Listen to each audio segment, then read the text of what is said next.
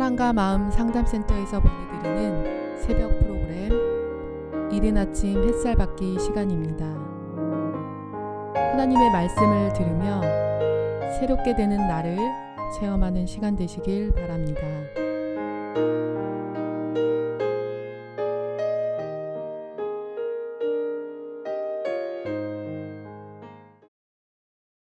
긴 겨울밤, 야식이 많이 생각나는 그런 시간들이죠.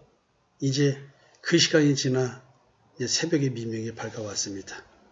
이른 아침 햇살을 받게 오늘 다윗의 이야기 또 해볼까 합니다.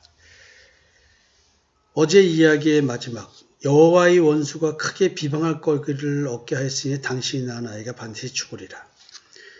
지금 우리아를 죽인 사건으로 인해서 다윗가인은 이제 불행이 닥칠 것이다 라는 얘기를 했습니다. 행동에 대한 책임을 묻고 계신 겁니다. 그 출발은 뭐냐면 사인은 밧세바가 임신한 아이가 죽는다는 것입니다. 그러니까 이게 여호와의 원수가 크게 비방할 거리를 얻게 했다는 얘기는 이제 물론 이런 것들이 소문이 다 나 있을 수가 있겠죠. 그런 걸로 인한 그 왕으로서의 리더십에 치명적 상처를 입을 수도 있고 뭐 여러 가지 있겠죠. 그렇지만 이거 영적으로 해석하면 이런 율법적 문제로 말미암아 현실적인 문제가 발생했으니 마귀들은 이걸로 인해서 현실적으로 하나님께 계속 공의를 세워달라고 요구를 할 것이고 다윗의 내면 세계뿐만 아니라 다윗의 현실 세계 속에서도 영향을 미치기 위한 그런 것들이 있다는 것이죠. 하나님이 허락한 공의, 여호와의 원수가 비방해서 하나님도 공의롭게 징계를 할 수밖에 없는 이야기들, 그 이야기가 이제 밧세바가 임신한 그 아이의 죽음으로부터 시작이 된다는 것이죠. 우리아의 아내가 다윗에게 낳은 아이를 여호와께서 치심에 심히 앓는지라. 지금 여호와의 원수가 크게 비방한 거리를 얻은 사건으로서 아이가 죽는다고 했는데 근데 이것이 하나님의 허락하에 있기 때문에 여호와께서 치셨다는 말로 되겠죠. 다윗이 이 아이를 위하여 하나님께 간구하되 다윗이 금식하고 안에 들어가서 밤새도록 땅에 엎드렸으니 여기서 안에 들어가서가 뭐냐면 안이 성전이 아니라 어쩌면은 골방? 뭐 이런 식으로 생각할 수 있겠죠. 밤새도록 땅에 엎드렸다. 이게 밤새도록 땅에 엎드렸다는 이야기. 이것은 하나님께서 지금 행하신 일, 죽기 직전에 있는 아이, 아파서 고통받는 아이, 그 아이를 보면서 하나님의 선포, 죽는다고 선포하신 이 일을 겸손히 받아들이지만 그럼에도 불구하고 자기의 죄로 인해서 고통받는 아이를 보고 괴로워하는 엄마, 밧세바, 그리고 아버지로서의 자기, 우리아를 죽이면서까지 보존하려고 했던 이 아이. 어떤 마음이었겠습니까? 정말로 고통스러운 기도가 아닐까 생각이 듭니다. 밤새도록 땅에 엎드렸으니, 참 밤새도록 땅에 엎드렸으니 얼마나 하나님의 은총을 기다리는 애절한 상황이었을까요? 그 집의 늙은 자들이 그 곁에 서서 다윗을 땅에서 일으키려 하되 왕이 듣지 아니하고 그들과 더불어 먹지도 아니하더라. 7일 만에 그 아이가 죽으니라. 그러나 다윗의 신하들이 아이가 죽은 것을 왕에게 아뢰기를 두려워하니 이는 그들이 말하기를 아이가 살았을 때에 우리가 그에게 말하여도 왕이 그 말을 듣지 아니하셨나니 어떻게 그 아이가 죽은 것을 그에게 아뢰 수 있으랴. 왕이 상심하시리로다. 그냥 애가 죽었습니다. 이제 벌써 신하들이 수근수근거리니까 다윗은 애가 죽었구나라는 걸 압니다. 7일 동안 금식기도 하고 있었습니다. 아이가 죽었느냐라고 다윗이 묻습니다. 신하들이 말합니다. 죽었나이다. 이 말을 듣자 다윗이 땅에서 일어나 몸을 씻고 기름을 바르고 의복을 갈아입고 여호와의 전에 들어가서 경배하고 왕궁으로 돌아와 명령하여 음식을 그 앞에 차리게 하고 먹은지라. 지금 신하들은 참 매우 놀랄 만한 사건을 보는 거죠. 아니, 애가 죽기 전에는 그렇게 해석하게 금식 기도하니 죽자마자 음식을 드셔? 와우. 이게 참, 도리어 아이의 죽음에 대해서 동요를 일으키지 않잖아요. 그럼 뭐 아이를 위해서 기도한 게 아니었나? 그냥 자기 죄에 대한 참회에 대한 기도였나? 뭐 이런 생각도 할 수 있지만 사실은 다윗 왕의 이런 행동은 하나님께서 행하신 일을 겸손하고 겸허하게 그대로 받아들이는 순종하는 신앙적 행동이라고 봐야 됩니다. 뭐 이율배반적인 행동이 아니라는 것이죠. 다윗이 지금 자기 죄로 인해서 고통받는 아이, 그 아이를 위해서 금식하고 기도했습니다. 분명히 하나님 뜻은 죽인다고 했으니까 죽이실 것입니다. 그럼에도 불구하고 다윗은 기도를 한 것입니다. 왜 기도했을까요? 그의 신하들이 그에게 이르되 아이가 살았을 때는 그를 위하여 금식하고 우시더니 죽은 후에는 일어나서 잡수시니 이 일이 어찌 됨이니까.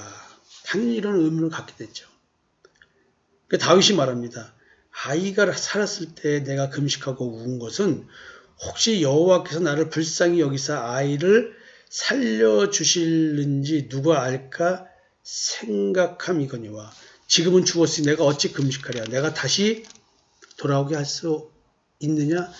나는 그에게로 가려니와 그는 내게로 돌아오지 아니하리라. 쉽게 말하면 나는 죽어서 그에게 갈 수 있지만 그는 살아서 돌아올 수 없지 않느냐라는 이야기를 하는 것입니다. 이게 뭐 하나님의 주권을 인정한 자, 비록 한순간 완악해진 마음, 한순간 승리에 도취해 있는 마음, 순간 하나님을 떠나 있었던 다윗, 하나님은 그 다윗의 마음에 먹은 정욕대로 내어버리심으로 말미암아, 내어둠으로 말미암아 그가 범죄할 수 없는 상황을 맞이하게 되죠. 하나님이 방조했다는 뜻이 아닙니다. 자기 스스로 택한 거죠. 탐심을. 하나님을 업신여김, 오늘 내게 주신 것이 내가 만족인데 내가 더 가지려고 하는 탐욕. 근데 어쩌면 솔로몬이 태어나게 되는 이 과정을 놓고 보면은 매우 희한한 걸 봅니다. 지금 다윗에게는 통일 왕국이 이루어지기 전에 아내가 6명 있었습니다. 미갈에게서 첫 아내인 미갈에서는 자식이 없었습니다. 근데 그 이후에 그 아히노암이 있었죠. 그 다음에 아비가일이 있었죠. 또 전략적 결혼한 그스왕 달메의 딸 마아가가 있었죠. 그 다음에 또 3명의 여인이 더 아내로 있었습니다. 여기서 자식을 각각 한 명씩 낳아서 미갈만 빼고요. 6명의 애를 낳습니다. 7명의 아내였는데 제가 아까 6명 했죠. 7명의 아내였는데 미갈은 실적으로는 아내가 아니죠. 다시 뺏겠다 다시 찾아왔으니까 실적으로는 6명이었는데 7명이나 마찬가지였죠. 하여튼 미갈은 다윗을 조롱하는 바람에 이제 더 이상 아내도 아닌 상태가 됐죠. 근데 이제 예루살렘 시대, 즉 통일 왕국의 왕이 됐을 때에도 여자가 많습니다. 근데 주된 아내가 밧세바였던 것 같습니다. 그 밧세바 이외에도 자식이 몇 명이 있냐면 하나, 둘, 셋, 넷, 다, 여, 일곱, 여덟, 아홉 명이 있고 또 역대상 3장 9절에 보면 첩의 아들들이 또 있다고 했습니다. 그러니까 이제 실질적으로 19명의 아들이 기록이 있고 또 아들이 있으니까 아들들이 굉장히 많은 겁니다.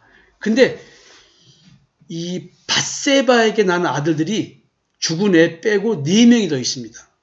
그러니까 지금 다윗이 밧세바를 무척 아끼고 사랑했다라는 증거가 나옵니다.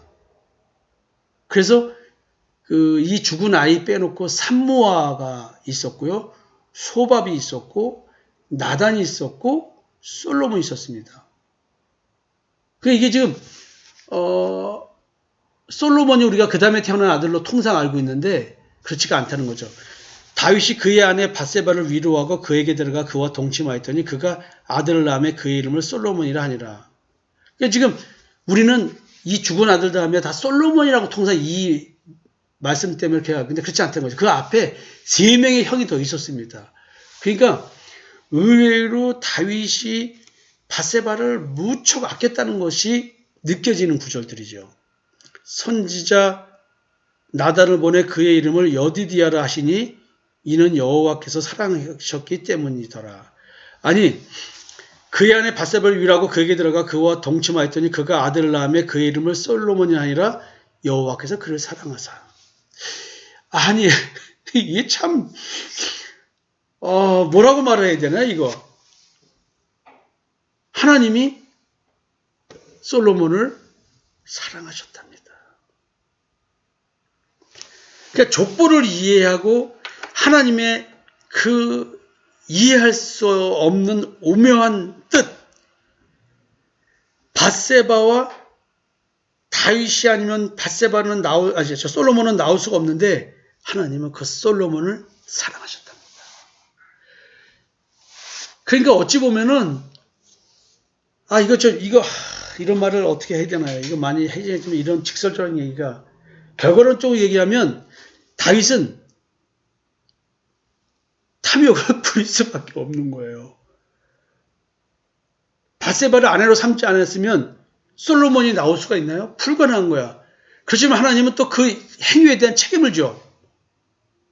징계를 해. 여러분 이 묘한 걸 보십시오.